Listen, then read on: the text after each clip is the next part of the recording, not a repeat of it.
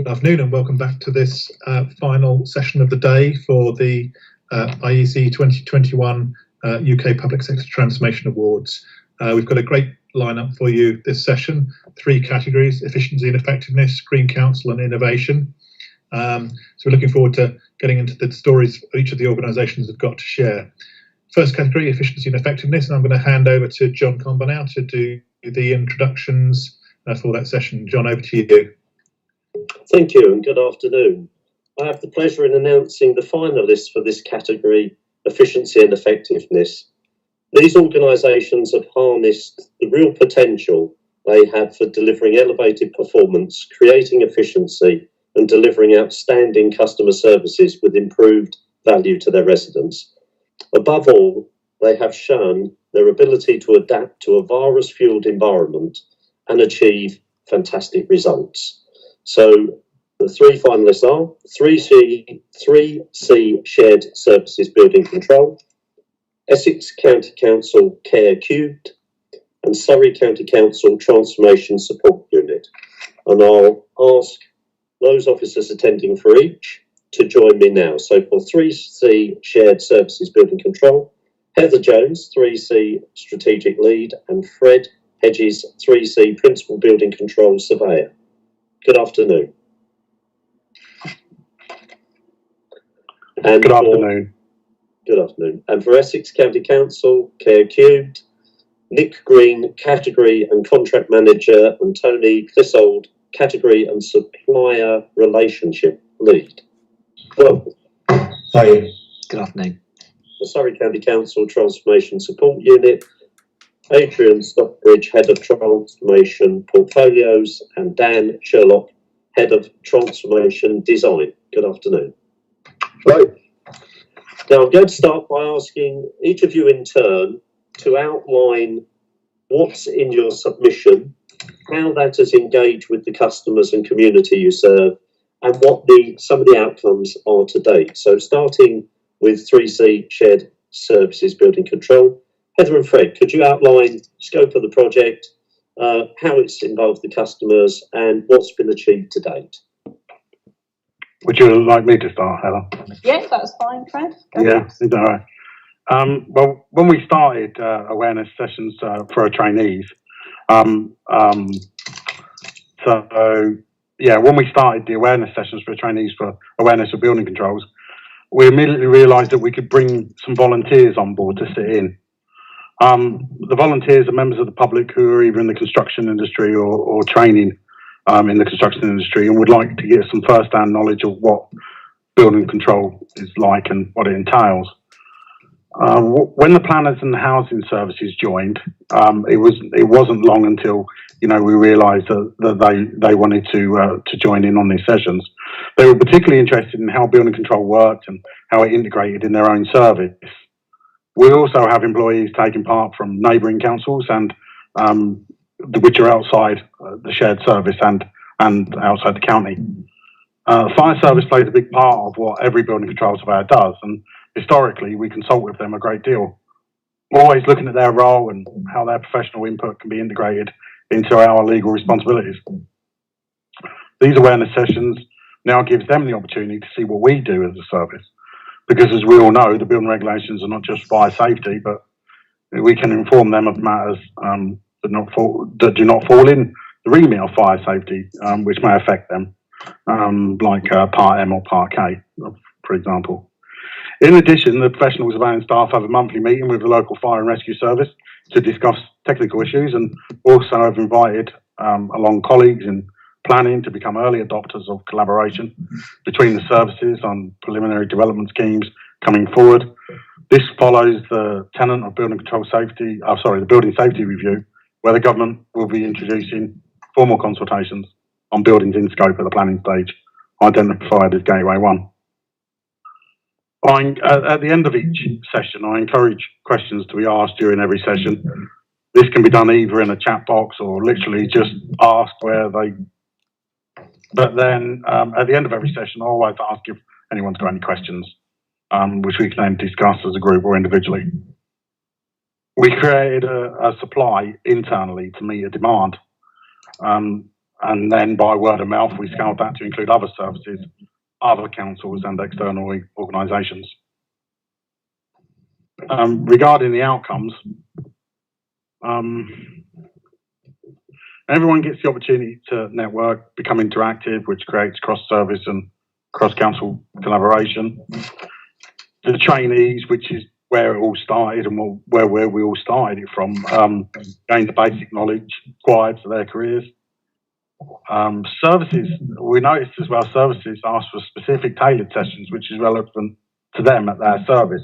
So, for example, planners wanted more detail on M42, which is, it's part of what they need to provide now for when they approve homes. Volunteers, it's good for recruitment. Volunteers can decide career and building control for them. Obviously, also the recruitment process. Everyone involved not only learn building control awareness, but also the ability to use this platform to be part of a virtual world of communication and education using the Office 365 system on Teams. It's a huge list. Saving money by providing training for services and specific professional groups. We're striving to improve the competency within the industry and the communities across all services, counties and councils. Is that too much? Sorry. No, that's a good start, and I will come back to you. If we could move to Essex County Council and Care Cubed and ask Nick and Tony if you could introduce the project and engagement with the customer and some of the outcomes today. Yeah, sure. So I'm Nick Green, I'm Catering Contract Manager at Essex County Council. So Care Cubed, to start with, to give a bit of background to Care Cubed, is a tool that is used within social care to ensure that we're driving best value from our residential packages. The main customer for the implementation of Care Cubed was our social care and our service placement teams. So these are the people who are actively involved in making placements into residential services. Our residential market's very large, so we spend around £80 million per year on these placements, and there's consistent demand for these placements going through as well. So we're making new placements up to 40, 50 times a year as well for typically quite large sums and for long periods. So we involved our colleagues, in particular social care, throughout the process from the point of conception through to implementation. We used a cross-functional team to consider and to ultimately decide that the software would be bought and how we were going to then utilise that within the council. The teams that would access it, who would own it, whether it would fit into existing processes and what new processes we needed to produce. So the placement team were the primary users of the software. They were involved heavily through the implementation phase. We had training on both the use of the system because it was new to us and on negotiation skills specific to the services that we would be buying, which came in extremely handy for our placement team. It's not something that I think that they've been exposed to before. They've been given ownership of the tool throughout its use, and they work with us directly, so us from procurement, Tony and I, to create a number of new templates and processes that support its use across the category of residential care. We're actively looking at other services that we can use it in as well. So, for example, supported living and domiciliary care. It's important to us that the tool is being kept under constant review. So in order to assess the impact, we're having bi-weekly reporting formally with senior stakeholders. So it goes to a group involving our commissioning colleagues, our operational colleagues, and as well as the procurement seniors themselves as well. We're using a track tool, which we developed to monitor the effectiveness of the tool. So we're able to see whether we're driving savings and efficiency costs back from using it. We have also been utilising the tool in supported living packages. We're looking at outcomes. So outcomes as in improving people's care, and in that way we're involving the adults who are ultimately in receipt of the services, ensuring that providers are breaking down exactly what it is that they're delivering and that the adults are in receipt of those services and that they're getting the best service that they need to be getting based on what Essex is commissioning. So when we started, in terms of outcomes, we expected that we would be able to make some savings, initially in the form of cost avoidance with negotiation on the rates of packages. We saw the potential for upskilling our service placement team to bring sustainable change to the placement approach and long term bring better value. We really thought that it would give us a deeper understanding of the makeup of the residential market as well, which was something that was a big selling point to us. We needed to understand what we were buying and the costs that were going into that, so we could understand fully the category and then the strategy that we were going to take going forwards for that. And I think that all of these outcomes have been achieved, and on top of that, I think we're much more professional and commercially aware of the challenges that we face within the residential market. And again, the fact that this can be rolled out across social care services is something that we're going to be looking at in the future. In terms of savings, we've demonstrated in excess of £500,000 saving on residential placements. That's a per annum cost, so that means that £500,000 is going to be a rolling saving.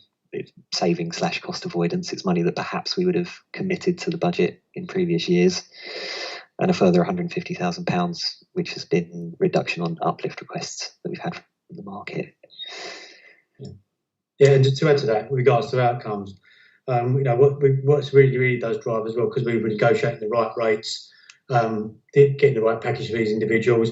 It then in turn goes to stable packages for the individuals, the service users that we actually provide the services for. So they're more stable packages at the right price, best value, and at the same time they deliver and meeting their own outcomes. So actually, it results in a better, longer term stable package for the individual as well. Which is a really good benefit. And just to add what Nick was saying, we've obviously saw the benefit of the SED system, and we're now looking to expand it into children's social care services as well. That's great, thank you. And if I could ask Surrey County Council Transformation Support Unit, Adrian and Dan, to do the same for your project, please. Scope it out for us, how it connects to the customer, and some of the outcomes achieved today. Yeah, thanks, John. I'll start. So our entries are overall transformation programme over the last couple of years at Surrey County Council. Surrey was in a bad place a few years back and was kind of quoted as the next Northamptonshire in terms of our financial position. The MJ headline was "Surrey, you're broke," and to boot some pretty poorly performing services as well. So our transformation programme was a response to that, a kind of cross-council response to that.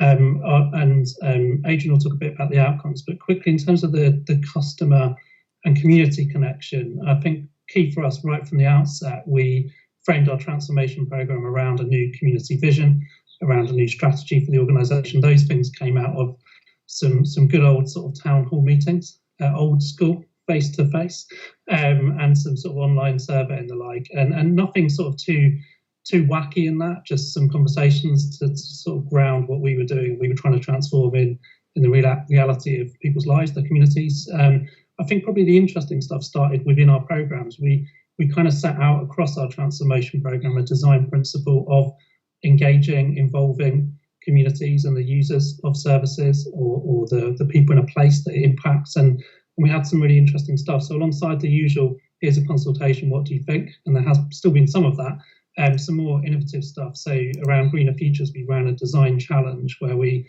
put out a call for ideas. We then supported people over a 10-week process to take those ideas forward. We drew in experts from business and volunteers, staff just with their own skills to support school kids, groups of people, voluntary sector to kind of bring forward ideas. And the best thing is projects that come out of that have much better titles than the usual ones we invent. So we had 10 green bottles, we had solution for air pollution, we had land hands. There was all rhyming seemed to be a big feature, right? So I think that was probably, we've done a bit more of that, the kind of in the co-design space.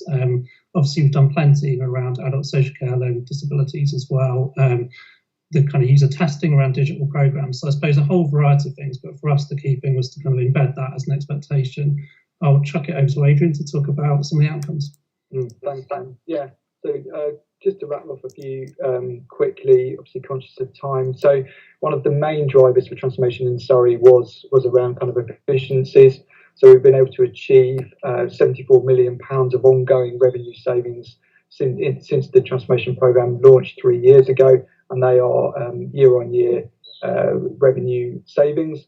Going forward, we've got another 75 million programmed into the medium-term financial strategy for the next few years. So we're talking, big numbers. And these savings come across a range of different services. So it's within our adult services, our children's services, environment, highways, infrastructure. It's across the whole breadth and width of the council. So it's fairly significant. But transformation isn't just about efficiencies and savings. This is about better outcomes for our residents, citizens, and service users as well. So within that, we've been rationalising the front door, so access to our services within the council, making it easier for vulnerable residents to access the services they need faster and quicker and easier. We've been supporting a lot of, again, some of our vulnerable in society, people with learning disabilities, autism, older people, to live independently for longer, because that's really important, that people can stay in a safe and secure environment. We've been looking at our prevention agenda, trying to drive down kind of demand for our services by putting intervention services in much earlier. We've modernised our fire and rescue service, which was really, really important for us in the range of services that they provide.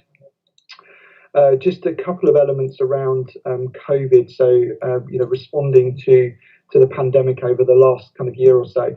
One of the key things for us, overnight we had to switch 8,500 staff to working remotely, and it's a challenge that I'm sure most organisations have faced within that time as well. But we were able to increase 500 users on MS Teams to 8,500 literally overnight. We've rolled out thousands of laptops to our staff to enable them to work more efficiently and effectively. But we also did a lot of work supporting some of the shielding residents. We had over 30,000 residents that were shielding within the county, and we actually, along with our district and borough colleagues, phoned all of those residents. We had supportive food packages, medications, and mental health support to those really, really important residents in Surrey. Thank you. I'm going to go back now to our first colleagues and really want to ask 3C Shared Services Building Control, Heather and Fred. Shared services haven't always been successful, so there's a number of authorities who started working together and found it very difficult. You seem to have found the magic ingredient for success. So really, what is that ingredient, and how do you manage demand and account for performance across the three areas? Because it's never easy, and I'm sure you're going to tell me it isn't. No, it isn't easy. You're quite right. We work to the power of three. So we're going to talk about people, process, and performance. So it always starts with our people. So our team, it starts with leadership. We do a lot of team development. We do climate surveys. We use lots of tools. We create that culture. We enforce that culture. We have a shared identity. We use 3C Shared Service for that. We build a program of mentoring, and that helps to support confidence of team members. We provide resilience through acting up opportunities, and we use a system of distributive leadership. So we have working groups, and team members are routinely circled in those working groups, and they're able to take initiative forward. During COVID-19, I think the one thing we've all realised from that is that we've managed to move at pace, as some of my other colleagues have mentioned today. And we did do that rapidly. So we mobilised very effectively and efficiently, and we still performed right the way through the pandemic. We were able to undertake site inspections and go out there and do the day job, and our residents and our communities saw little difference, and that's a really positive for me. We have consistency across the team. We have we call them fuzzy boundaries, so we're able to pull people in from one area to work in another area. That was extremely important when we had staff members who were at risk and were not able to go out into the community.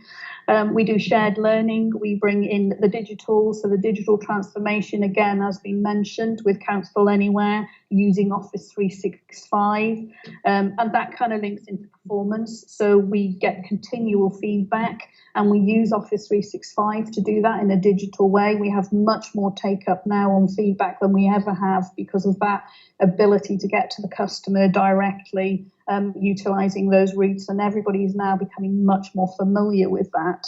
The working groups have been brilliant. We look at quality, we look at public engagement, we do digital, we do commercialisation, and we have working groups that all team members feed into and are able to progress initiatives that they themselves have come up with, and that's perfect. We have high expectations for this team and for the councils across the 3 services, and I think that's what results in award-winning teams and services. And why do we do this? We do this to support, firstly, our team, secondly, our councils, but then our residents, our communities, our businesses, and the construction industry, and finally the economy, which is really important moving forward. The initiative that Fred talked about this awareness of building control and our interaction with the fire authority can be scaled up, and that's our next step. We're going to use that initiative of raising awareness and bring it out to our communities and to residents so that everybody knows what building control is as a service and what it can do, and I think that's extremely important, and to raise not only awareness but also competency amongst the industry. And that's the potential that's there.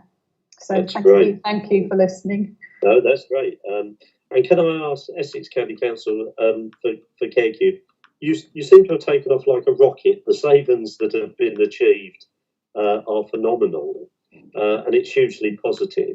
I wonder what has the project therefore done to the marketplace, and how have you been able to handle that? Because it sounds like would have a very interesting effect on the procurement process. Yes, that's a quite interesting conversation, John. I'll let Nick cut in as well. For me, it's been quite a positive change for me, for the market. So some of our SRM activity, we're now getting a lot more engagement with the market as well, because they're seeing that we actually want to work with them to discuss about their packages, really look at some really good insight about the actual individual service users they're looking after and how we can benefit there and benefit their journey into becoming more independent and living more of a meaningful life, etc. So it's been more of a collaboration approach with the market. The market is also brought into the tool. They see it as a fair and open, transparent way of working with them. So that's been really, really positive. And in an area where before, if you think about it, it's been a lot more like a spot market, a little bit more, as a new package come in, we have to place them. So we come up on the cuff negotiating, the rates were going up. It's been a bit, let's say, a more of not aggressive market, but it's been a bit of the relationships were kind of like harsh. But the relationship now it's improved so much because of it. We're having good SRM meetings, supply relationship meetings with them, talking about more things that we can develop together moving forward. So it's been really, really positive. I mean, Nick, do you want to add to that? Yeah, so I think because the tool's seen as neutral and unbiased in a way that a cost of care that perhaps if we at Essex had produced our own cost of care, it gets looked upon with suspicion by providers because there's obviously going to be a perception that we'd favour ourselves in that cost of care. I think the fact that this is a neutral tool, it's seen as unbiased, it's based on actual data, has really helped us with our messaging to the market. It's really been helpful as a starting point of negotiation. So in every case, you're not always going to be able to agree exactly that the fee must be this, but it allows you to start and open those discussions, and it structures the way that those discussions are then had with providers. I think in terms of what it's done for the market, for us, it's made the market a bit clearer. We understand a lot more about what's happening out there. This is what we're actually paying for. This is what's going into those packages. These are the costs that we can expect to pay for those services, and it's really given us a much better commercial awareness and made a massive difference about the knowledge that we have about the market. And the knock-on effect ultimately is that we're better able to help the market drive improvements, and very ultimately is to get the best outcomes for the people that we're supporting. Yeah, fantastic. Thank you. Turning to Surrey County Council and transformation, Adrian and Dan, whenever you're trying to make savings and efficiencies, there's how do you challenge the service delivery end of the organisation, and how do you bring transformation to them or work with them? What's your experience of doing that? How have you achieved such large savings in such a short period of time so successfully? Yeah, I'll pick that up, John, and then Dan will chip in as well. So I think, I mean, this is the whole organisational effort here, and this starts with the right leadership and the right direction in place. So Surrey appointed a new chief exec 3 years ago, and she was very clear from the outset that this is a fundamental change in terms of our culture and our approach, and driving that. So it was really important to have that leadership in place, getting the politicians on board, making sure that the leader and the cabinet and the members were fully supportive and behind this as well. That was really, really important for us, and we're championing the change as well, both within the organisation and externally as well. Following on from that, it's very much around having a clear, concise approach, which we put in place very, very quickly. So we have in excess of 30 transformation programs, as I was saying earlier, across all areas of the council, and you need to have a really consistent approach to doing that. So this is, backed up by full kind of business cases. We're clear about the investment and the resources that we need to achieve each of these programs. We're really clear about the outcomes, the benefits, how you measure those as well, and track them through to delivery. So that was really, really important. But I think fundamentally it's a collaborative effort. So we've got a central transformation team that Dan and I both work in. It's a very small team, about 10 of us, that drive this transformation. But we don't do it in isolation. We do it with our colleagues across all aspects of the council, and that's really, really important to us. And I suppose that's how we've been able to drive this through.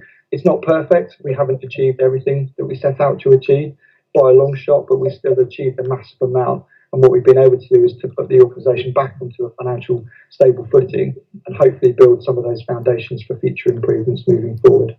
Yeah, I'll just add to that quickly. We have a sort of mantra and have that transformation is everyone's business, and that comes from the things Adrian has described. It definitely comes from our own actions in how we go about thinking about the construction of the programme and making it easy to participate. So we've had sort of, again, things people will be familiar with, but different networks, create some transparency about the work that's going on, make it easy for people to get involved, both within the organisation, but also increasingly with partners as well. So most of these challenges and problems are ones that we can't solve as one organisation. So how do you collaborate? And going back to my previous example, how do you do that with communities as well? Because that's where it gets really real. And I'll just share one other slightly random thing. So in our team, in our office, there was something I rescued from the office before we all left the office, and we've actually moved out of our building, but I'll share it with you now. It's you might think this is just a mere children's plastic toy with a random hand that goes up and down, but in our office, this is known as the dead hand of corporate. And it's our reminder that that's what we don't want to be. We don't want to add process, add bureaucracy, and add no value. So at times, I'm sure we fall foul of that. But just to keep ourselves honest, we keep the dead hand of corporate nearby and try and remember not to be this. And I was amazed to find it still in my bag. And it's the most important thing I rescued from the office. So yeah, that's not what we want to be, but I'm now going to leave it on my desk for the rest of the afternoon. That's fantastic. We've just got 3 minutes left, and I'd like to ask each of you in turn, in one last pass, for 1 minute each. If you were starting again, what's the one thing or two things that you would do differently? So for 3C, Heather, Fred, what's the one or two things in a minute that you would do differently if you were starting again? Or would you do it all the same? I think we do it all the same. I think it was a result of COVID and the need. So we were driven by a requirement to mentor new staff and to provide a supply for work experience. So that's where it started. It quickly escalated. We started off with 5 members and we're now up to 35 in a period of 16 weeks. That's amazing, and that includes fire and rescue and people from other organisations. So I think we do it all again. We did a fantastic job, and Fred, the time and effort Fred put into this, during a time of COVID and all of the other, we were still doing the day job, and Fred spent time and effort to develop this programme. Fantastic. That's great. Thank you very much. Nick and Tony? A great question, John. So this is a small part of, sorry, talking about transformation. This is a part of one of our biggest transformation programs in Essex, where we spend about £210 million on LD service users. And this has really gave us some great insight on how we spend our money inside that portfolio. How we'll do it again, I think we believe we selected the right partner, and the way CareCube has come in and kind of like really integrated themselves with us, with their system, helped us develop the system with them as well. I think it's been great. And on the back of it, I know that other local authorities also adopting CareCube as well as a part of their programs. We did get a lot of engagement from social care from the start. Could we have got a bit more? That would have been nice to see, a bit more of that. And likewise, we did engage with the market. Could we engage with more of the market? Yes, we could have done. So I think we wouldn't have changed too much, but maybe a bit more engagement. We could have got a wider engagement up front. Thank you. And lastly, Adrian and Dan. Yeah, actually, very, very similar to Tony. I think our structure and our approach has worked. I think that's really good, but I think wider involvement and engagement from an earlier stage, particularly, I would say, probably with partners and outside of the organisation, maybe a little bit more health colleagues, voluntary sector, other local authorities, I think would have delivered even better results than we have. Can I thank you all? We've run out of time, so I do apologise we can't go on. It is so interesting. We would love to go on, but we've run out of time. Can I thank you? You are all worthy finalists. We will see by September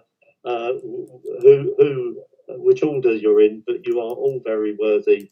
It's a fantastic performance, and I thank you very much for your time today. And I will hand back to Andrew to continue through the next category. Thank you. Good luck, everybody. Thanks. Bye. Bye-bye. Thanks, John. So it's now down to me to introduce the next category, which is the Green Council Award. This category recognises, rewards and promotes environmental best practice across the public sector in the UK. This organisation has shown how they have helped the environment improve sustainability, not only in their organisation, but the surrounding community. And we've got three very worthy winners with us here today: East Ayrshire Council Waste Management Service, Portsmouth City Council Hilsea Industrial Estate Project, and the West Berkshire Council Community Municipal Investment Bond. I'd just like to introduce from East Ayrshire Council Andrew Gale, Business Support Analyst, and Kimberly Anderson, Team Leader for Waste Management, who will be taking us through their project. Next is Portsmouth City Council Hilsea and District Estate, Emma Walsh, Graduate Energy Officer, and Andrew Waggett, Energy Services Team Manager. If you'd like to switch your cameras on and join us.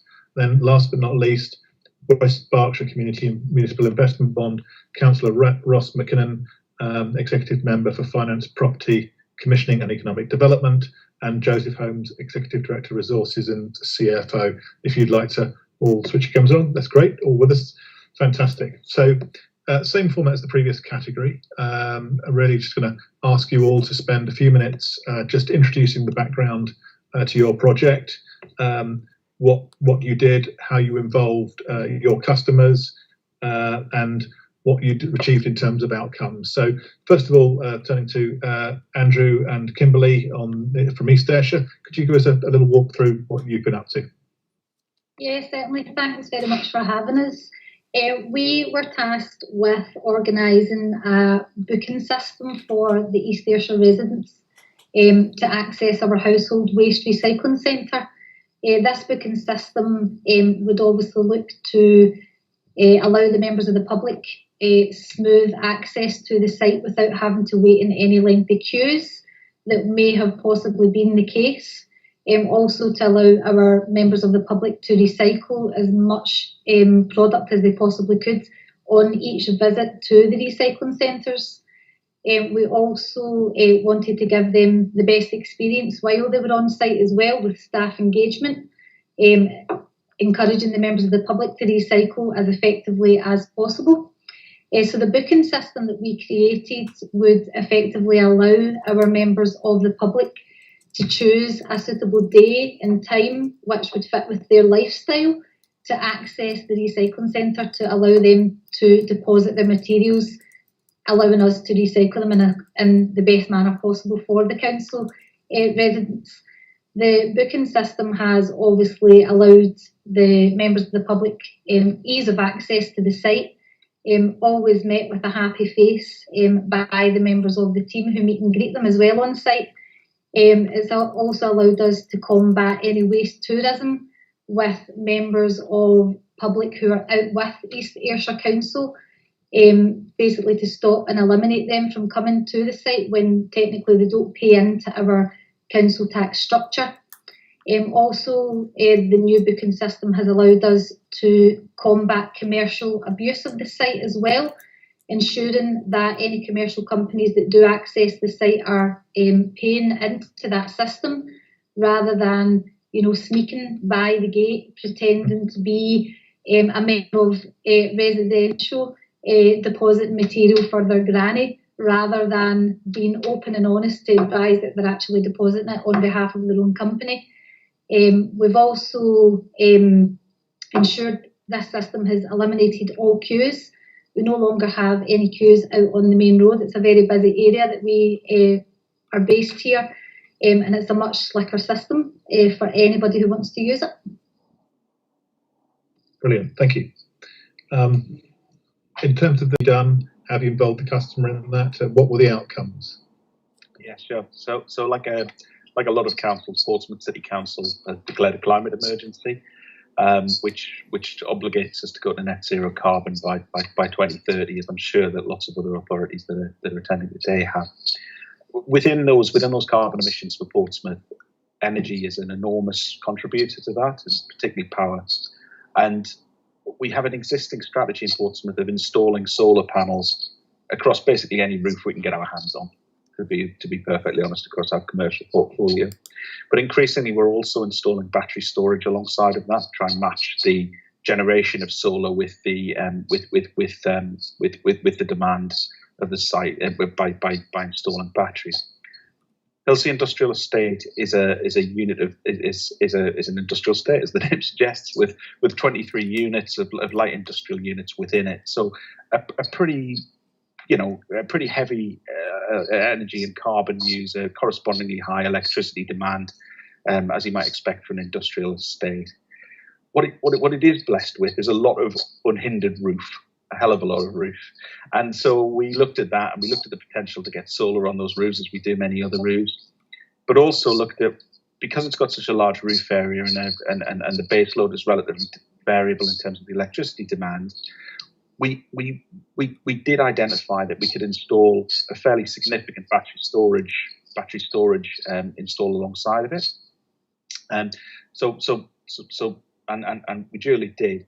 So we tendered the Hilsea Industrial Estate PV and storage project as a reference project to establish a very large PV and solar framework off the back of some work that we've been doing previously. So we've installed it. We've used it as a reference project for a £500 million compliantly procured PV framework as well to inform some projects going forward, to help resource some projects going forward. And because of the shape of the generation on the site, because of the amount of power generated and the shape of the base load on the site, we're actually able to install 10 Tesla Powerwall batteries, which at time of certainly some submission of the awards application was the largest Tesla Powerwall installation in the UK. 135 kilowatt hours of battery, which was co-located with 250 kilowatt peak of PV, which was actually an extension to an existing 50 kilowatt array that had been kind of put there for a BREEAM tick box reason, let's call it. So this was the first project that was our project at a kind of utility scale of battery storage, co-located and first time with solar. But actually, the outcome of this has been that it's helped to shape some of the pipeline of projects that we've got going forward. So we've got a further 3.5 megawatt hours of battery storage projects now in train alongside of our kind of existing PV pipeline of projects. So it's really helped that. I don't know if Emma wants to touch on maybe some of the more technical pieces in terms of what the outcomes have been of the project. Yeah, so the outcomes have actually been better than what we expected. So at the initial stage when I was doing the battery modelling and the feasibility, we estimated that the solar and PV and battery would probably reduce consumption reduced demand on the grid by 50%. But having a look even today, having a look at our data today alone, we're solar PV and the batteries have actually covered 100% of our usage on site today. And then on cloudier, rainier days, we're actually seeing up to 60%. And we estimate probably saving about 69 tonnes of carbon a year. So I'm on top of that.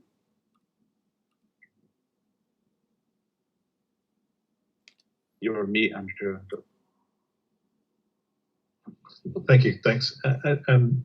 Just turning to West Berkshire, your community municipal investment bond. Ross, Joseph, can you just talk through what you were trying to achieve there and how you went about it? Yeah, absolutely happy to do so, Andrew. Thanks. Well, much like Portsmouth, we also declared the climate emergency back in 2019, which commits us to go to work towards net zero by 2030. Now, we've got an environment strategy which is designed to achieve that, and it's got activities that you might expect in there. Things like a solar farm, solar panels, large-scale afforestation, improvements in cycle and walking routes. What our reason for being here today is all about isn't so much the specific projects, but it's about how they were financed. Because at the time we did this, so looking at the end of 2019, 2020, start of 2020, borrowing costs had actually gone up quite substantially for councils at that point. So this idea of a community municipal investment was postulated, and the idea is that residents in the district invest directly with the council in specific environmental projects that had never been done before in the UK at all. We were the first to do it back in the summer. And the idea is that obviously there had been municipal bonds before, but none specifically for green investments like this one was. So we went out to residents and said, look, you've told us that this is important to you. As part of our commitment to net zero by 2030, we had a really successful climate conference back in October 2019 with residents, stakeholder groups, charities, all sorts of people. It was really well received. And we're constantly being told that this is important. So this is where residents literally put their money where their mouth was. And we sought to raise £1 million. That was an ambitious target back in the summer. And we did that. Over 640 investors bought into the bond. We hit our £1 million investment target a few days early. So maybe we should put it up to 1.1 or 1.2. But as finance portfolio holder, we don't often get our moments in the sun. They wheel us out for budget day and then they lock us back up in the cupboard again with our calculators to play with here. So this sort of thing, we find ourselves with lots of attention, but it really is fantastic. You've got the residents, so they're investing money, and it's not like council tax where they don't have a choice to give us the money and you don't have a choice what it goes on. This is an investment. This isn't spending. So they're giving us the money. They get a financial return on it over 5 years. So, all being well, they get their money back with a little bit of interest on top. I'm not allowed to call it a risk-free investment, of course. There's no such thing, but it's as close as you're going to get, really, to a risk-free investment. So they get a financial return on the investment. They can physically see what the money's gone on. And I think that's the most powerful thing about this. There's 6 council-owned buildings, just like Andrew was talking about with Portsmouth, that are now all panelled up, right? The panels are on there already. So when they're walking down, Newtown Road in Newbury, they can point to those panels and say, I paid for that. So it's right there in front of them. They're contributing directly to, the carbon reduction and the environmental benefits. From the council's point of view, we're able to finance those projects at a cheaper rate. Now, the bond's offering about 1.2% per annum. Now, that's better than a lot of cash ISAs. This doesn't sound like it's not going to set the head on fire necessarily in terms of share investments, but it is a reasonably good financial return. So they're getting the financial return. We're getting it cheaper. We're getting the borrowing cheaper than we would have done otherwise. And of course, the environment is benefiting. So it really is. It has been a win-win-win for all concerned. Fantastic. Thanks, Andrew.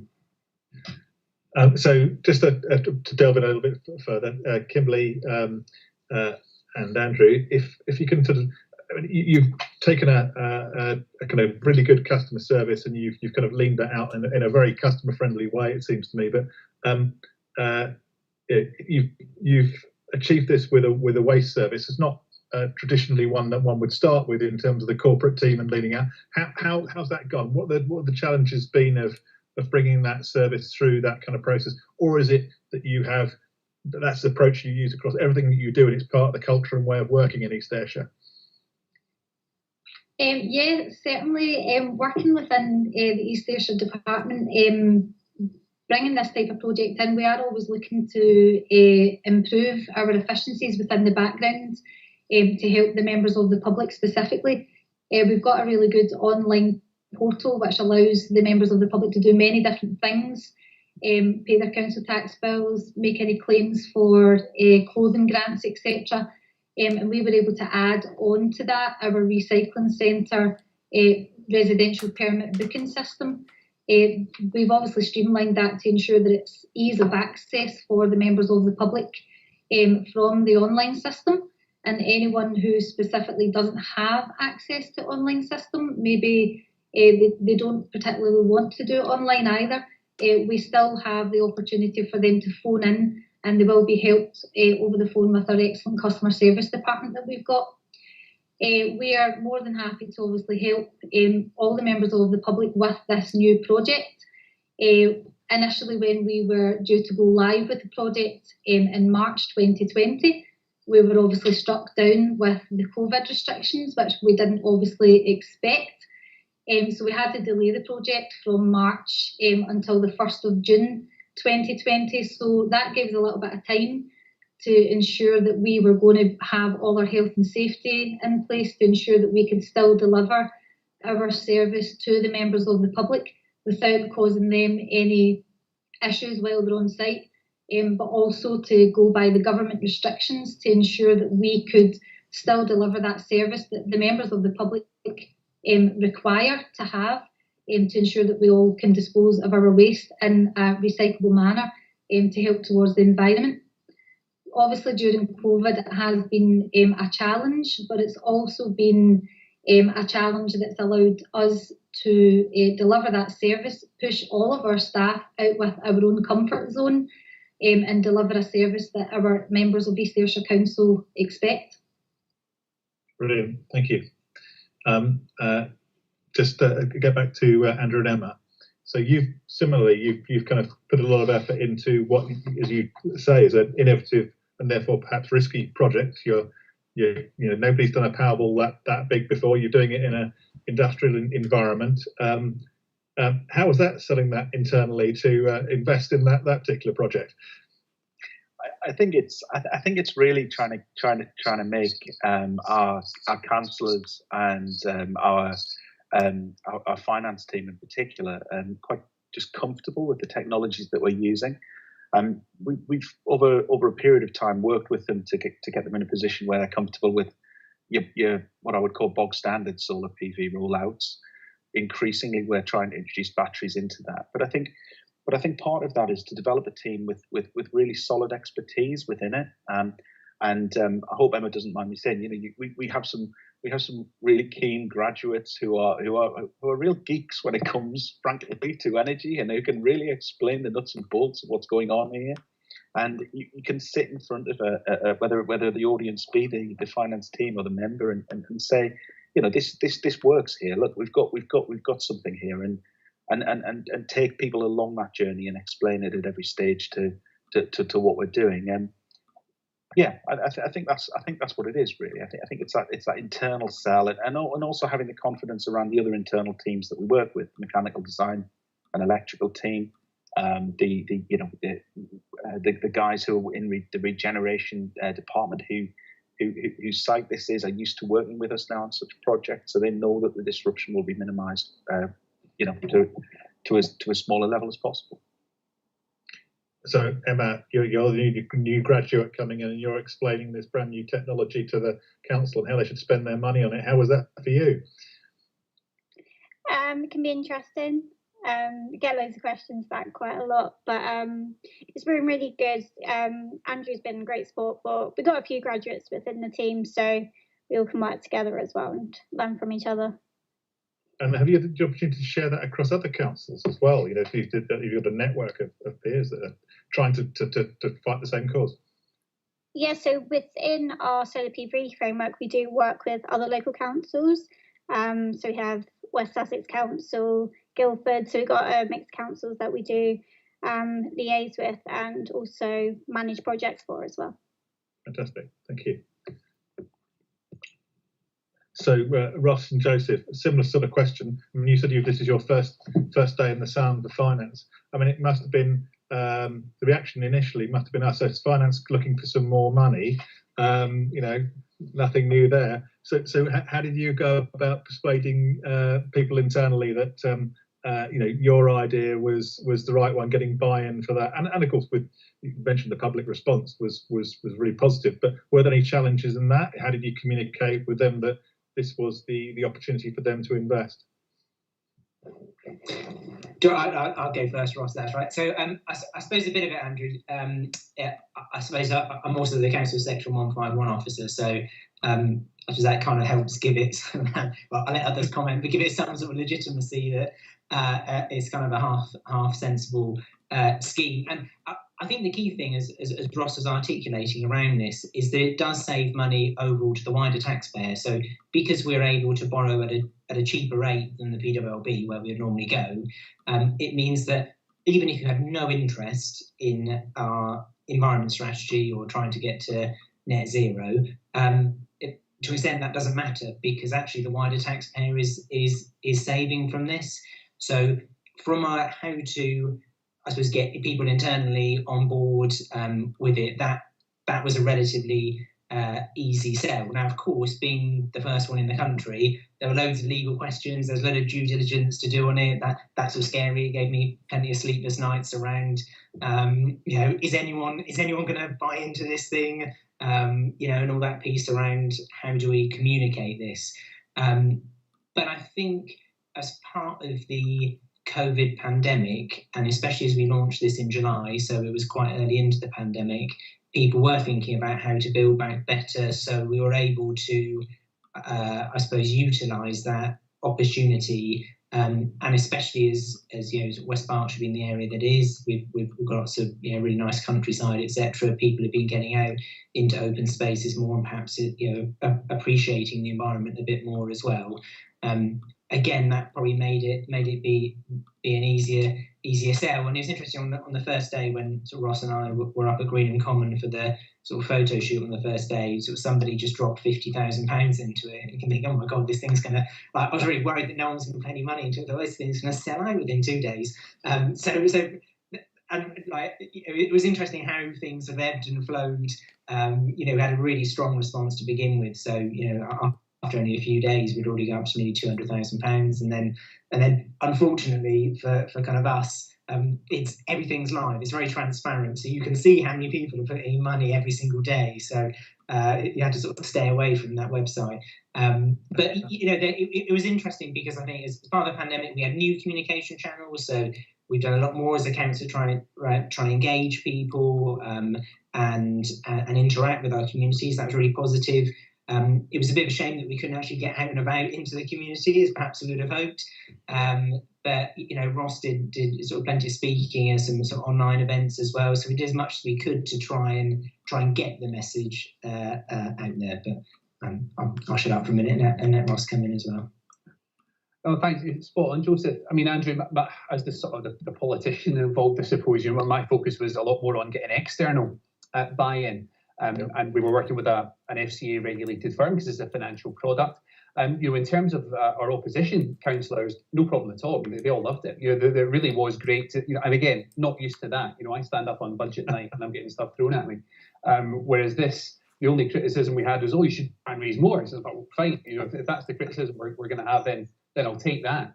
But it is a regulated product, so there's really strict rules in place about promoting it. So my instinct would be to get on Facebook and get on Twitter saying, right, our bond launches on the 16th of July, sign up here, it's next to risk-free.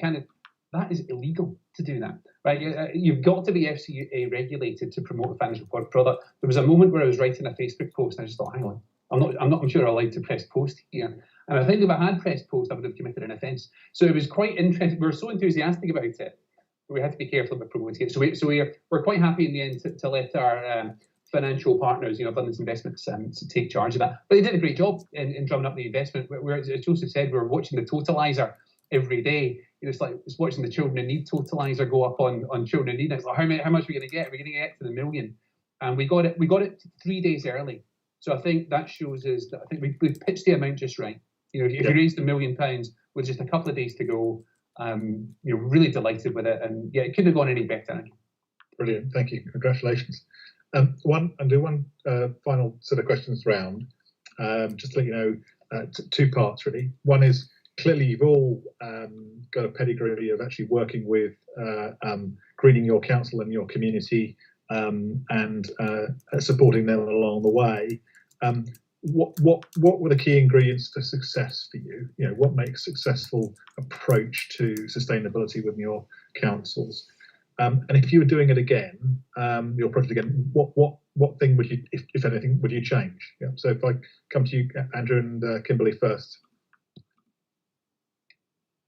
Andrew, will I let you touch on that one? Well, the key success outcomes for us were to just ensure the better managed and monitored sites across our authority, ensure that the customers had a good experience. Sorry, can you repeat the question again? I've kind of drawn a blank. What was the key ingredient for your success? What made your project so successful? And then if you were doing it again, are there any things that you'd do differently? Well, I would say the key ingredient was the new way that we approached this project. Our team, the corporate customer solutions team, is relatively new within the authority, and waste management were one of our initial services that we worked with. So this was all quite new to us. So we sat down and we ensured that we did a proper kind of process mapping with the service. Went through all the outcomes, all the eventualities, and we like to think that we had all the eventualities covered, but obviously COVID came along, and that changed a lot of the requirements for the system, so there's a lot of reworking going on. So one of the things that we would probably one of the lessons we probably learned from this is to temper our expectations. There were a lot of things that we assumed would happen, behaviours that we took for granted based on anecdotal evidence, because we didn't have the kind of the data behind us, to kind of like derive a lot of decisions. So the project itself, I think, with all the reporting and the intelligence we've been able to gather about customer behaviour, the types of the days and times that they visit, that'll allow us to kind of make better decisions going forward. So I think that's one of the key outcomes from this, is just allowing us to look forward to kind of like new projects. There's a new waste site coming online, so all the information that we gather from this will help us make decisions about how that project moves forward. Kimberly, is there anything you want to add? Yeah, definitely. Obviously, the facts and figures that we've been able to gather in the last 9-10 months since this project went live in June 2020, we can basically monitor the activity in the background, which allows us to look at the figures and establish whether or not we feel there's any abuse of the site as well. So from that abuse that we feel could potentially be happening, we've been working really closely with our enforcement team in East Ayrshire Council as well. We can approach these residents and provide an alternative for them, specifically if they are a commercial customer, offer them the commercial permit side of the access to the site as well, promoting the use of the site rather than driving these commercial customers away. We would also encourage the members of the public to continue using the site. We've had to date from June 2020 over 106,000 bookings, which equates to approximately 13,500 bookings per month. We've managed all that during this COVID pandemic, which has been absolutely phenomenal. The staff have really worked very, very hard to ensure that this system delivers exactly what the East Ayrshire Council resident is looking for. One thing that I would possibly do differently if we had the opportunity is to have implemented this many years ago. effectiveness within the system. Yeah, 2020 hindsight's a great thing, isn't it? Yeah. Emma, what's your ingredient for success, other than clearly the graduate team, which sounds like it's a great innovation itself, and what would you do differently next time? I think in terms of ingredients for success, and this sort of speaks to Ross and Joseph's point as well, is the communication message that sort of financial good sense doesn't necessarily need to run contrary to a green agenda, and that you can communicate a message across there whilst doing things which also stack up from the sort of things that your S151 officer will sign off. I'll let Emma touch on the things that she would do differently again, because she was closer to the ground on this. I'd imagine not delivering it during a pandemic would be top of the list, Em. But if you can, do you want to say a couple of words about what you would do differently? Yeah, leading on about delivering through a pandemic, it actually didn't impact the project that much, just because the lines of communication between all the stakeholders and the contractor as well were kept open. So in terms of COVID-19, it didn't impact the project too much. Things that do, again, there would be a potential, and probably still is a potential, to put a few more batteries in the project, but however, at the moment we're just very limited on space, because the 10 batteries already take up the whole space in the plant room. So going forward, I think in projects going future projects, is definitely, if we can maximize the battery system as much as possible, that'd be definitely something to take forward. Brilliant, thank you. And Ross and Joseph, one last word to you. So what one thing would you do differently next time around, if at all? Yeah, I mean, thanks, Andrew. What I think aided the success of it, to go back to your first question, was the fact that it was the first one in the UK. Joseph's already talked about the fact that as Section 151, that caused them some sleepless nights in terms of, the legal boxes ticked or all the Section 151 ducks in a row. But on the converse of that, it piqued everyone's interest. People wanted to know more about it, and I think that contributed greatly to the success. There's been a couple of other local authorities follow us in, and in fact, just a week or two ago, the Chancellor, he's announced that the UK is going to be the first country to issue a sovereign green bond. So probably a bit cheeky to claim all the credit for that, but it is exactly the same as what we did in West Berkshire. In terms of doing it differently, I'm going to nick Kimberly and Andrew's answers. I'm sorry about we could have done it earlier. And the timetable of this, it ran into COVID. We were going to launch in March or April. Now, if you think about the atmosphere just within the country at that point, the uncertainty, the unprecedented just atmosphere was it's not the time to be launching a financial product and asking people for money. So it ended up being pushed back a few months. We launched it mid-July. Ultimately, we've still raised the money though. So it's nitpicking. Do it a little bit earlier, I think, if I had to come up with it. I don't know if Joseph's getting anything else. No, that's all good, Ross. Brilliant. Thank you all. Some excellent submissions. Really appreciate your time and sharing your stories with us, and look forward to meeting you face to face in the autumn when we can celebrate your achievements properly. Thanks very much. Thanks, everyone. Thank you. John, over to you for the next category. Thank you, and thank you for joining me again. I have the pleasure of announcing the finalists in the category for innovation. This category is not only open to the public sector, but also private or third sector organisations. This category is for developing and or bringing to market new innovative technologies or facilities that can transform the delivery of a local public service. The finalists are Carmarthenshire County Council for their project Delta Connect, the Improvement Service for the National Entitlement Card Scheme, and South Wales Police and Gwent Police for their mental health app. And I would like the officers involved to join me. For Carmarthenshire County Council, Julia Wilkinson, Integrated Services Manager, and Carla Dix, Tech Prevention Strategy Manager. Hello and good afternoon. And for the Improvement Service, National Entitlement Card Scheme, Andrew Campbell, Business and Delivery Strategic Lead. Welcome. And for South Wales Police and Gwent Police for the Mental Health App, Chief Superintendent Simon Belcher, Head of Digital Service Division for South Wales Police and Gwent Police, and Daniel Jenkins, Technical Development Officer. Welcome to you all. I'm going to ask you, in the order I've introduced you, to outline, as with the other finalists, the project that you have submitted, how that relates to the customer and community, and some of the outcomes that you've achieved so far. So starting with Carmarthenshire County Council and Delta Connect, Julia, Carla, can you outline the project, tell me how it connects to the customer, and some of the outcomes that have been achieved so far?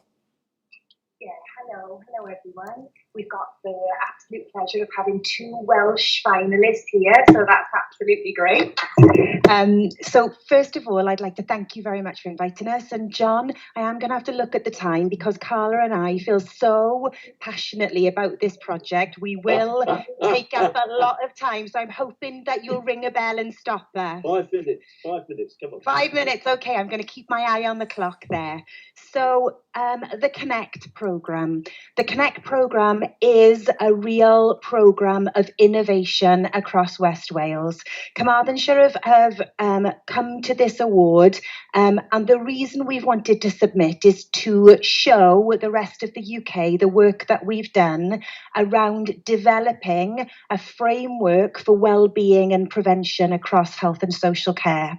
And the way that we've done that is through quite an innovative model working with Delta Wellbeing. So my colleague Carla is there, and Carla works for Delta Wellbeing, which is the first of its kind in Wales, which is a local authority trading company. So we've got a really innovative programme here working between the health sector, social care, and LATC, communities directly, and the third sector. So the Connect programme is a programme of work supported by Welsh Government's transformation funds. And what we did was we put a bid into Welsh Government related to a document in Wales, which Simon will probably know about, called A Healthier Wales. And A Healthier Wales looks at how we develop something called the quadruple aim across health and social care, and how we are embedding an asset-based approach of prevention and well-being. So in our area in West Wales, we looked at innovative programmes across the world about where this has been done. And we looked to Spain. So Spain, about 10 years ago, developed a proactive technology-enabled care approach where they worked en masse with service users across communities, looking at technology-enabled care and how it supports people to remain independent, but also how it connects people to both statutory services as well as community-based preventative services and give them the right help at the right time. So our Connect programme is based on technology-enabled care, but what we have done is created a holistic programme of support which really embeds proactive care, prevention and well-being. I'm going to hand over to Carla now, who will tell you a little bit about how we've engaged with individuals and our outcomes to date. Thank you.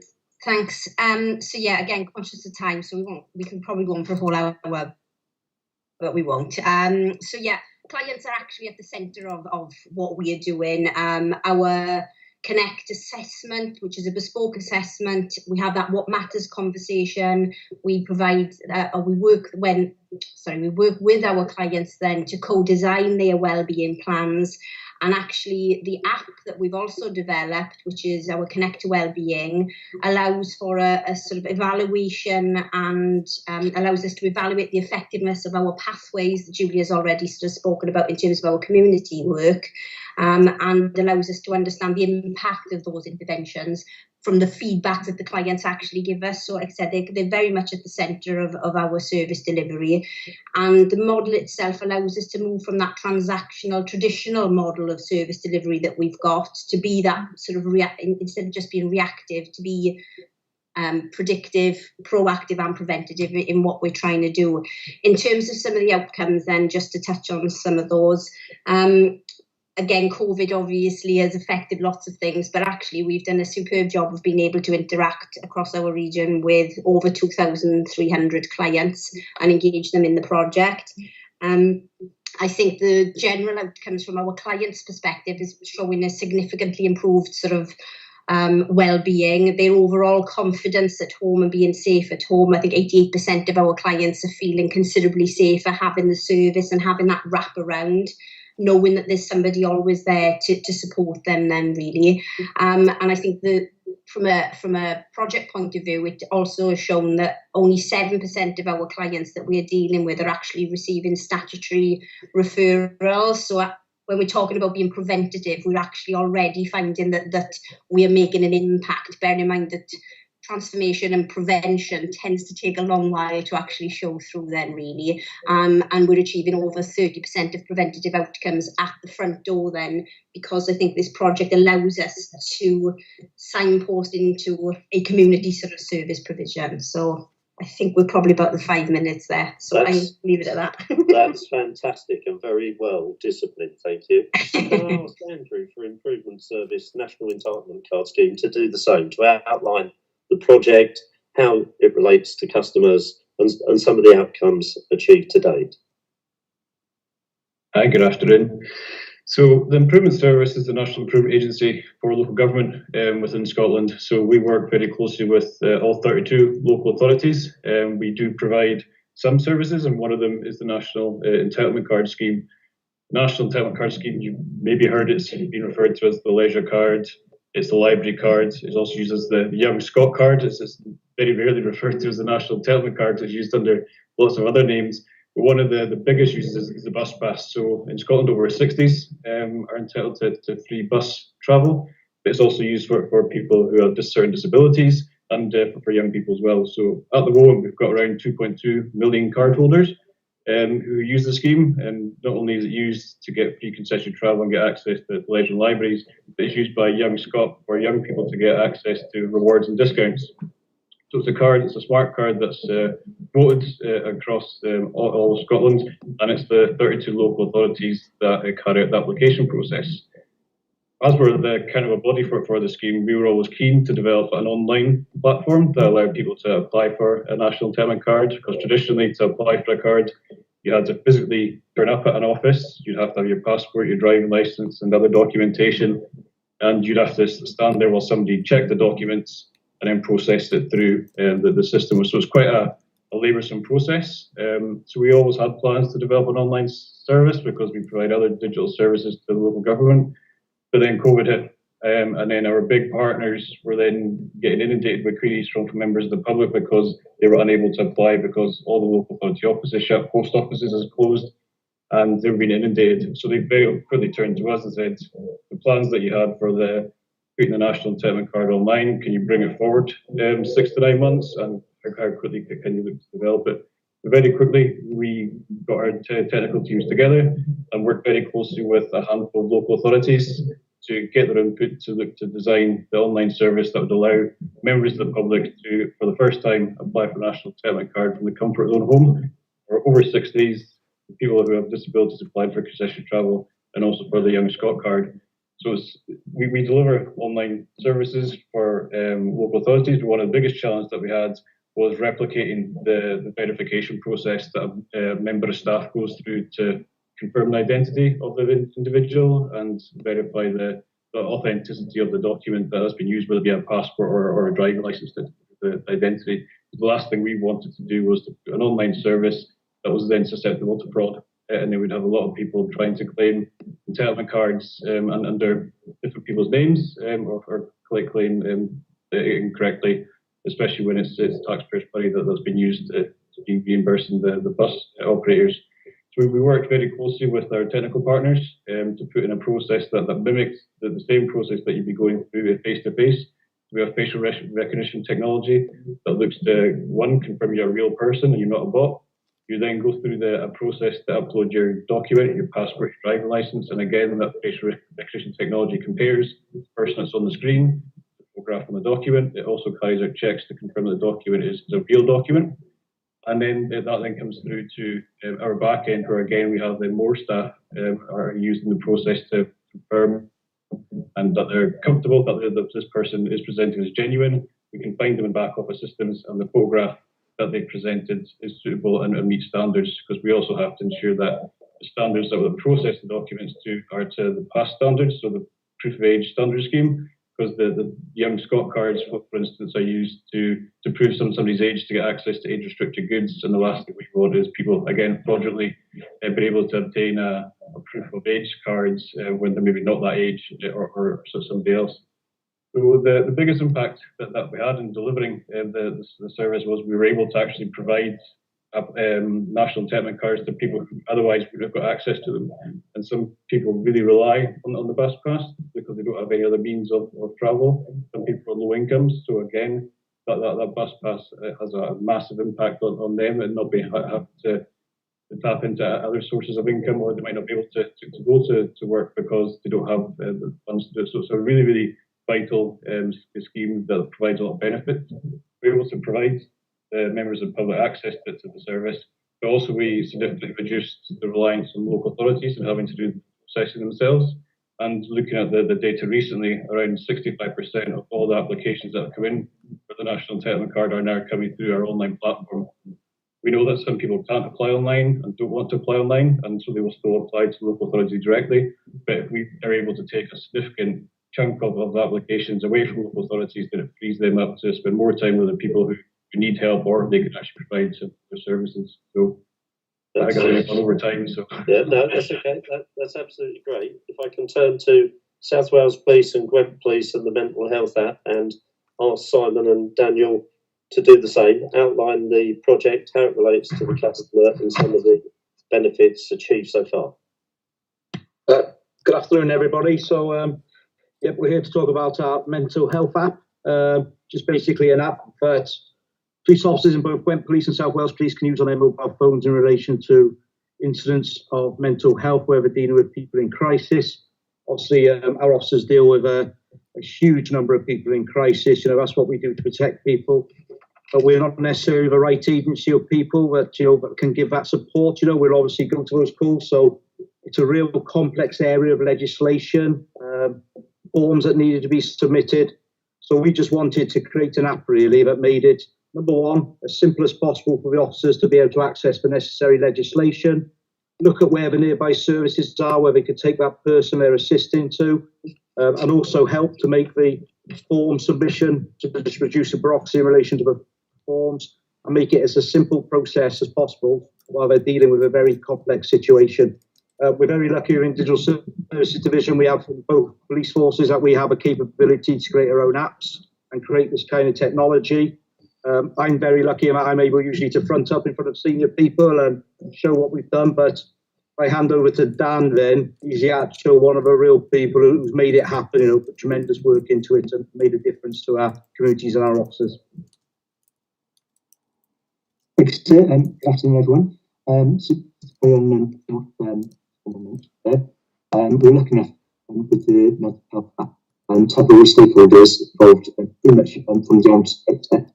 The first idea came about around 2013, and in 2017 the Peace and Crime Commission had funding from the NHS to go ahead with the app.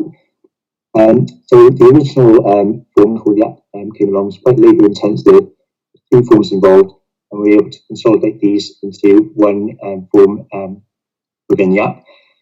So the app itself is a one-stop shop essentially for a mental health incident. So you've got the form that you can send to the mental health triage nurse within Gwent or South Wales Police, the monitoring form that goes to the NHS Health Board, and then for the officer's assistance, you've got a Google mapping function to list all the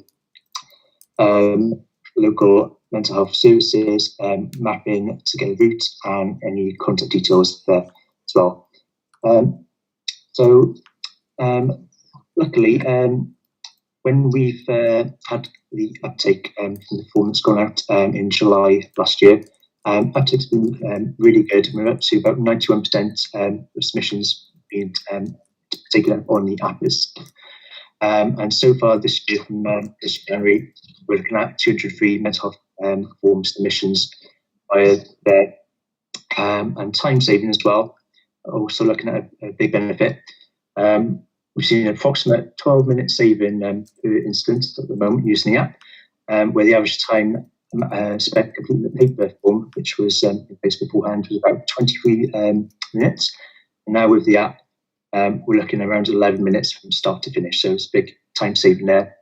And then overall, calculators up to January this year, we're looking around 584 officers' hours saved per year when using the app. So there's really big benefits there as well. And then having the app submit the form directly from the officer's device allows it to go straight to Health Board.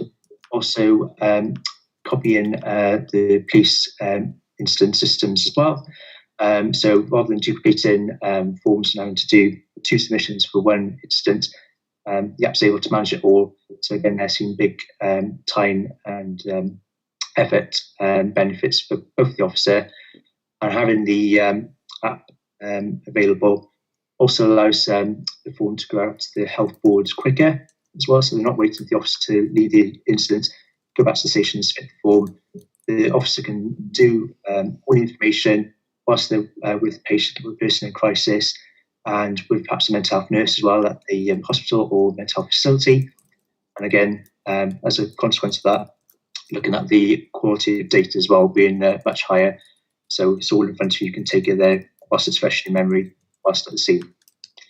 That's fantastic, thank you. I'm now going to do another round asking some questions to unpack some of the details. So I'm returning to Carmarthenshire County Council and Julia and Carla and asking, what are the key challenges of working in such a sensitive care environment? You know, you're surrounded by sensitivity. How have you dealt with that in terms of... I'll start with that. I come from the statutory perspective, so my role is a joint role between health and social care. So I work to the health board as well as the local authority. And in this programme, what we were really looking for was a way to embed prevention and a well-being approach across all levels of need. So we look at, Carla mentioned our outcomes at the front door. So what we are trying to do is we're trying to maintain resilience and well-being before people need a statutory intervention. But what the Connect programme does is it also supports people with quite high level of need. So we support clients with a dementia, a learning disability, and really what we try to do is that Connect programme provides a kind of conduit between community-based pathways and a statutory intervention. So what it allows is for people to be at the absolute heart of this programme, to be flexible and maintain independence. It is all about living independently.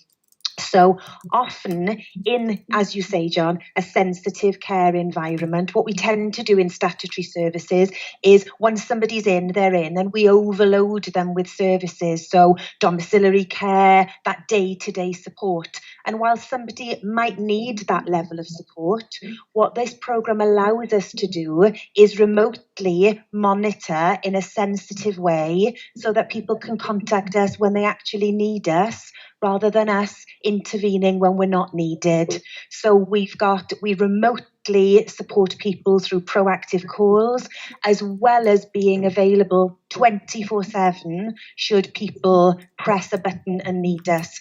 I think, Carla, if you can talk maybe a bit about our 24/7 response, that shows how we really support in those sensitive environments.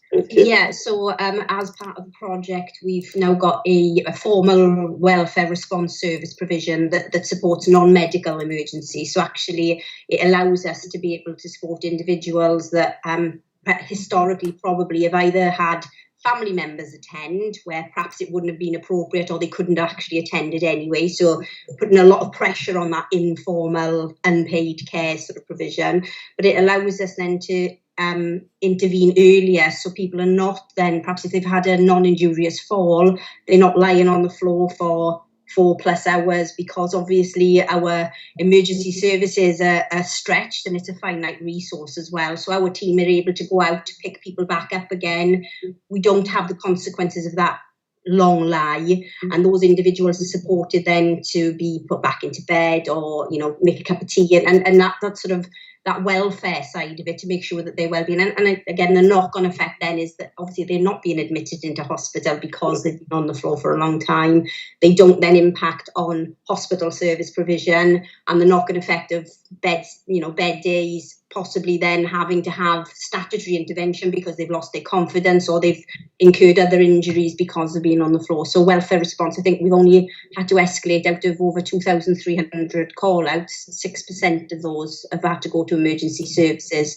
So there's a significant, impact there that we're having, not just in terms of that statutory provision, but actually from a client's perspective, and especially through COVID, because nobody wanted to go into hospital, and actually that's allowed us not to do that for what has been a really worrying time for a lot of our clients, and they probably wouldn't have pressed buttons because they wouldn't have wanted to have actually gone into hospital. And so I think, that's and just the appropriate of that response, just to add a little bit to that. So if our clients, for example, with the dementia, often they're pulling their lifelines quite regularly, our welfare responders, rather than maybe going in and checking, what they're doing is just checking on clients through the window, just checking they're okay. So we've adapted our model to meet the needs of very specific, not groups, but individuals, through really knowing that client well. Thank you.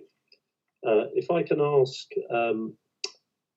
Andrew for the National Entitlement Card Scheme, it is Europe's largest multi-application scheme, and you've made it even better by taking it online.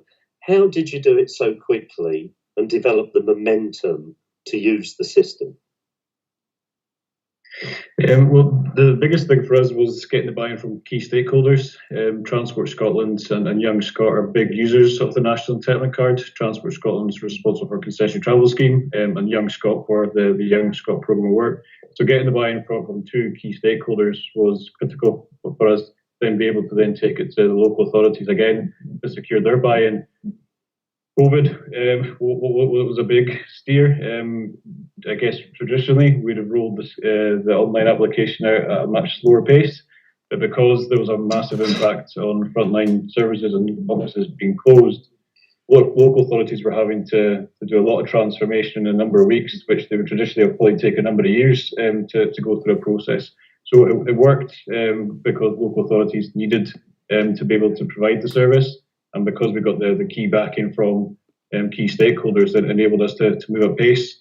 And that's also set us in a much greater steading for the next phase of the scheme, because it's recently been announced that concessionary travel is going to be provided to anyone who's under the age of 21 in Scotland. Date's still to be announced. And again, the getyournec.scot platform is going to be at the heart of that for application process, because we're going to be looking to potentially be offering concession travel up to an extra 1 million people in Scotland.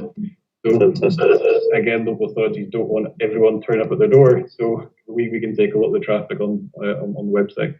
That's fantastic. Turning now back to Simon and Daniel and the mental health application.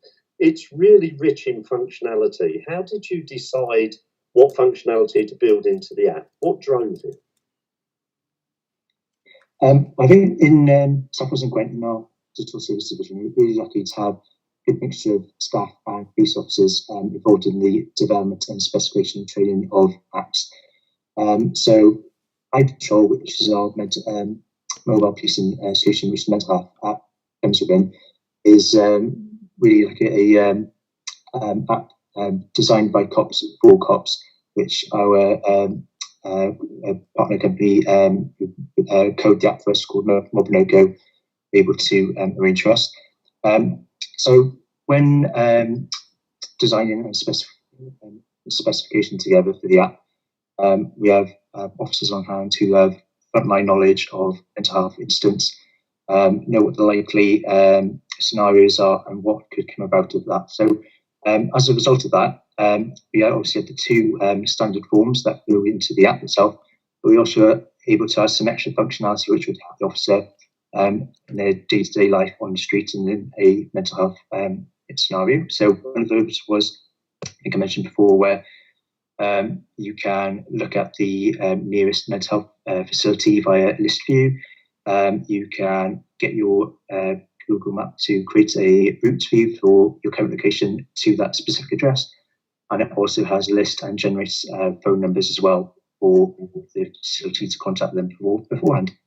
And then on top of that, when the form first went out to trial, we were able to identify the benefit of allowing the officer to email a partially completed form as well to a nurse at the location, so they could get the information before necessarily the full form is completed. As well as that, if an officer needs to be relieved by a colleague if the incident is going over their shift pattern, we added a functionality where the form can create a QR code with all the information that the officers entered previously. The colleague comes along, scans that QR code, the form transfers onto their device, and then the officer who's leaving can enter a numerical digit code that's been generated to delete the original form from their phone to avoid duplication. So we tried to add a couple of nice little features just so make the life easier, so you're not hampered, and make the forms flexible as possible. That's fantastic. And your enthusiasm from all of you is commendable. You are worthy finalists, all of you. I look forward to seeing the outcome at the award ceremony in September. We've run out of time now. I wish there was more time, but we've reached time. So I'm going to hand back to Andrew and thank you all for taking part in this process. I'm sure the people watching have learnt a lot. So over to you, Andrew. Thank you. Thanks, John. Thank you. So I hope you've enjoyed listening to our finalists today. As John said, the last category, but true of all categories, they've all been worthy winners. We will present the gold, silver and the bronze awards and announce who got what in September. But today we've had some great humour from Men in Hot Pants in Plymouth to Finance and Cabinet member and Section 151 officer being allowed out in West Berkshire. The excellence of the awards really has shone through. Do look at the videos and the special issue of Transform that's coming online on Wednesday afternoon. And there you'll see even more evidence of that customer and community focus and the way in which digital has moved from being an add-on to being a full part of the way that we work. So thanks to our sponsors, Berkeley Homes, Netcall and Assurity Systems. And thanks to us, also to our speakers here today. Thanks to Annabelle and Michelle from the IT team who set up and organised the day, and to my co-host John Comber. It's been a great day, and I look forward to seeing you back again tomorrow for day 2, where we'll be kicking off at 9:30 and proceedings will close just after 1 o'clock. Thank you very much, and see you tomorrow.